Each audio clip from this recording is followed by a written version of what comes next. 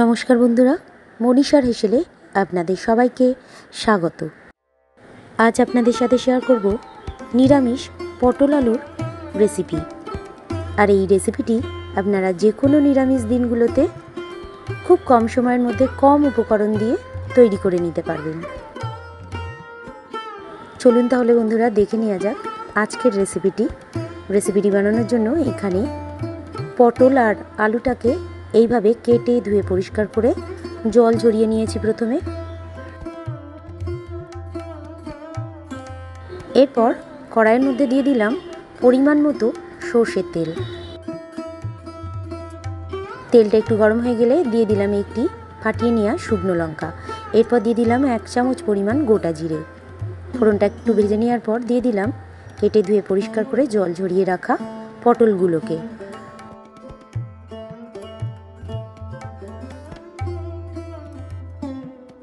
এরপর দিয়ে দিলাম স্বাদ অনুযায়ী লবণ।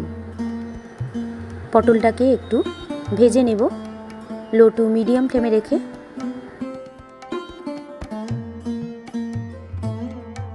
পটলটাকে অল্প একটু ভেজে নেওয়া হয়ে গেলে দিয়ে দিলাম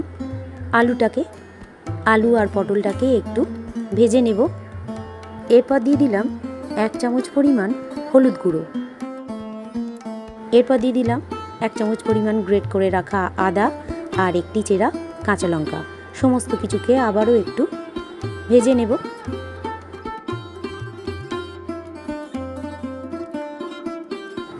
আলু আর পটলটাকে এখানে খুব বেশি ভেজে নেব না, এইভাবে ভেজে নেওয়ার পর দিয়ে দিলাম 1 কাপ পরিমাণ ফেটিয়ে নেওয়া টক দই। এরপর দইয়ের সাথে পটল আর আলুটাকে ভালো করে কষিয়ে নেব।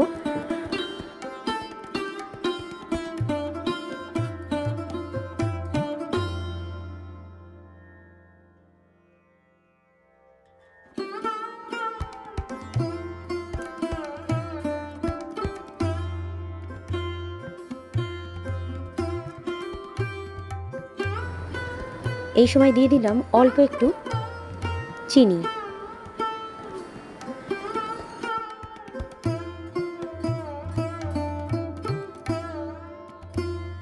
এইভাবে পটল আর আলুটাকে কষে নেওয়া হয়ে গেলে দিয়ে দিলাম 1 বড় বাটি পরিমাণ জল।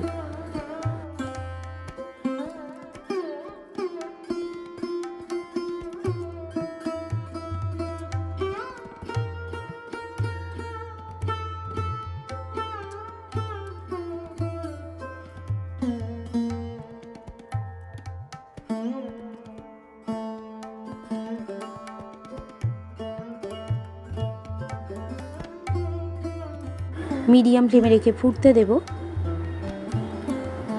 9 থেকে 10 মিনিটের জন্য।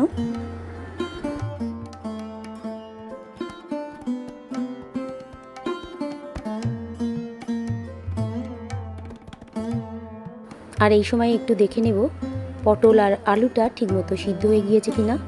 এরপরই তৈরি হয়ে গেল আজকের রেসিপি নিরামিষ পটল আলুর ঝোল।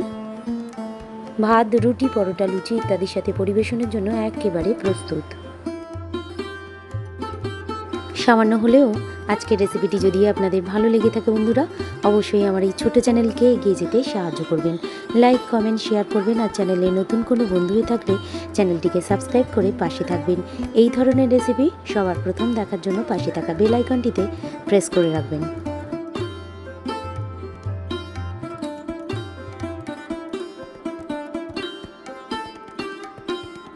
রেসিপিটি শেষ পর্যন্ত দেখার জন্য আপনাদের সবাইকে ধন্যবাদ।